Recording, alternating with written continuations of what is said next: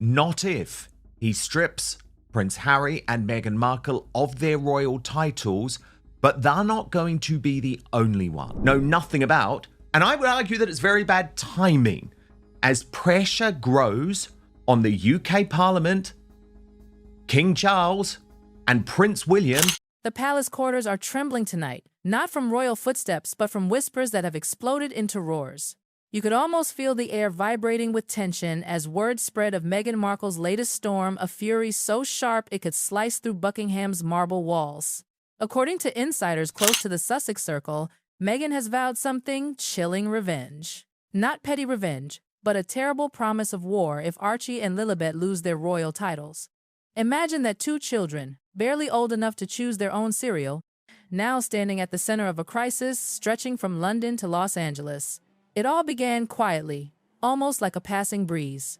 Just a few murmurs here and there about the palace, reviewing the Sussex children's courtesy titles. Nothing dramatic, right? Just routine housekeeping, they said. But then Meghan found out, and when she did, something inside her shattered. Palace aides say her reaction wasn't calm or calculated. It was instant, fiery, emotional, and unstoppable. One witness called it a tidal wave of panic mixed with pure rage. From that moment, every person in her circle knew Meghan wasn't going to take this lying down. She saw the titles not as ceremonial ornaments, but as symbols of identity, proof that her children belonged to a legacy she'd fought so hard to keep. That sense of belonging? She wasn't going to let the monarchy take it away. Harry and Meghan have been bumped down the pecking order. When you go to the website, now they're much lower down. They're below Princess Alexandra and Duke of Kent because obviously they're not working members of the royal family. Multiple sources say Meghan drew her line in the sand right then and there. Any threat to my children's status, she allegedly declared, will not go unanswered. And that wasn't an empty warning. Meghan doesn't do subtle, said one insider. When she moves big. To her, this wasn't just about titles. This was about control, power, and making sure the world knew she would protect Archie and Lilibet with every weapon at her disposal. Behind closed doors, the word revenge began circulating. Meghan, according to several reports, immediately ordered her team to prepare for a full-scale media war. The plan? A multi-front strategy: leaks, interviews, legal maneuvers, each one designed to make the monarchy flinch. She reached out to lawyers, PR experts, and even Hollywood consultants, yes, the same ones who shaped Netflix campaigns, crafting a machine that could flood the world with her side of the story. She's blurring lines between royal tradition and celebrity warfare, said one palace aide. This isn't quiet resistance. This is a Netflix-level operation. Every word, every post, every smile calculated. The goal: make it impossible for anyone in the royal family to touch Archie or Lilibet without walking into a PR inferno. And let's be honest, for the older royals, this was terrifying. They weren't built for Meghan's brand of speed, precision, and modern influence. Meanwhile, to earn millions, which they can do because the sense of duty isn't quite there. By now, Meghan's camp was running like a media command center. Maps, plans, contacts, statements, everything prepped. Even a tweet mentioning Archie or Lily, one insider whispered, is part of her bigger strategy. She wasn't reacting, she was orchestrating. Palace courtiers were panicking. We've seen scandals, we've seen drama, one said, but this feels like war. Meghan's mood, they say, swung between calm plotting and explosive frustration. Every time someone even hinted at altering the children's titles, her response was thunderous. Aides revealed that one of her private meetings with lawyers stretched for nearly 3 hours, every possible revenge scenario discussed in chilling detail. She wanted to know how to fight legally, how to strike through the press, how to win in public opinion. Nothing, said one legal consultant, was left to chance. Children wouldn't use an HRH style. It'd be a bit odd if their parents wouldn't use it, but they could, bearing in mind they are age 1 and 3. And then the chaos spilled into the world. Hashtags like #protect Archie and Lilibet exploded online. Millions of mentions, thousands of debates, social media turned into a battlefield. But here's the twist. Much of that noise, insiders claim, was carefully planted. Timed leaks, emotional posts. Meghan knew exactly how to stir global attention. She's playing chess while the palace is still learning checkers, said one royal watcher. And it's working. What was once a simple review of titles had now spiraled into something historic. Experts warned that if Buckingham acted, Meghan's counterattack could unleash a constitutional mess no one was prepared for. For her, though, this isn't just about legal rights. It's about legacy. Archie and Lily, said one close friend, are the bridge between two worlds, royal blood and modern power. Losing their titles? That's personal. Titles for Archie and Lilibet, which has caused, I think it's fair to say, a storm of controversy. Meanwhile, the palace was trying to hold its composure. Courtiers began quietly consulting lawyers, planning statements, and sending subtle warnings to Meghan's team. Don't push too far, it could backfire. But it was too late for subtlety. This is a chess match, said one palace insider. One wrong move, and the monarchy looks weak or cruel. The spotlight intensified. Every Meghan appearance was dissected, every smile analyzed, every phrase turned into headlines. The power of her visibility became both her weapon and her burden. She's playing with fire, said a media expert, but she knows how to control the flames. Meghan wasn't backing off. Her mission was crystal clear: defend her children at all costs.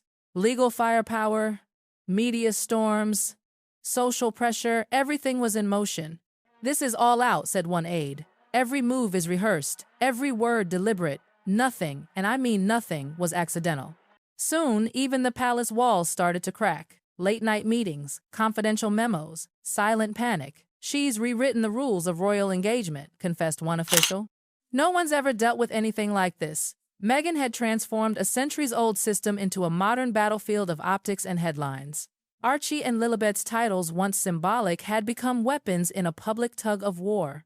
Her vow of revenge was no longer a rumor. It was the heartbeat of a global story. Inside the palace, aides scrambled to contain the storm. But containment and Meghan Markle don't exist in the same sentence. She doesn't escalate quietly, a source said. She detonates.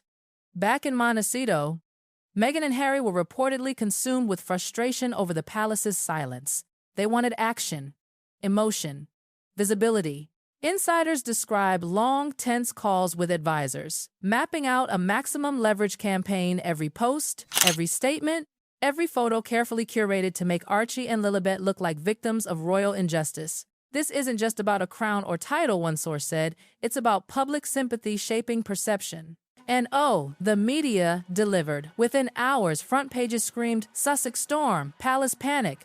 Meghan's fury erupts over Archie and Lilibet. Reporters from London to New York were scrambling, cross-checking leaks, analyzing every move. Even seasoned royal commentators admitted this wasn't gossip anymore. It was a power struggle. Inside Buckingham, some aides called it a dangerous overplay. They warned that the more Meghan went public, the harder it would be for the monarchy to respond without looking defensive. It's a trap, said one advisor. The louder she gets, the quieter we must become, but silence looks like guilt. Meghan, however, doubled down. She gathered her inner circle lawyers, PR strategists, Hollywood confidantes, and outlined contingency plans for every possible palace reaction. If they stay silent, we dominate headlines, one consultant reportedly said.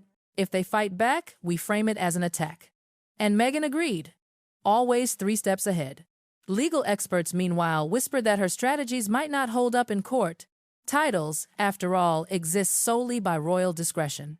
But Meghan wasn't playing for the courtroom, she was playing for the crowd. Even if she can't win legally, said one expert, she can win in perception. And perception is power. The world watched as the drama metastasized. Political commentators dissected every implication. Royal historians warned of precedent.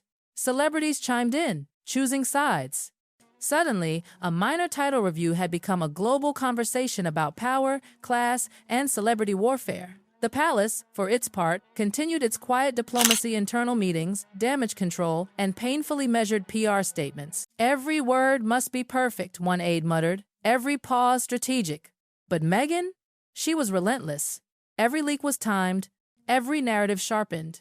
She's scripting the story herself, said a source.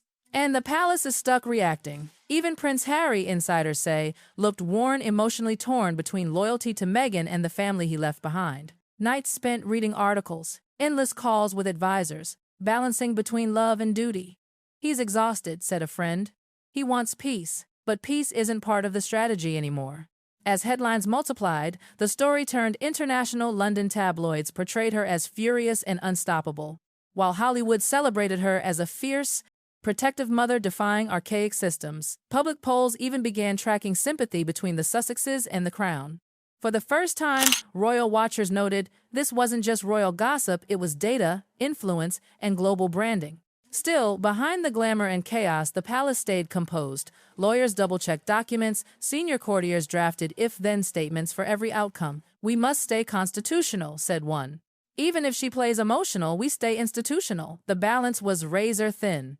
Meanwhile, Meghan's confidence was only growing. She planned interviews, drafted op-eds, rehearsed talking points, each one designed to reinforce one truth.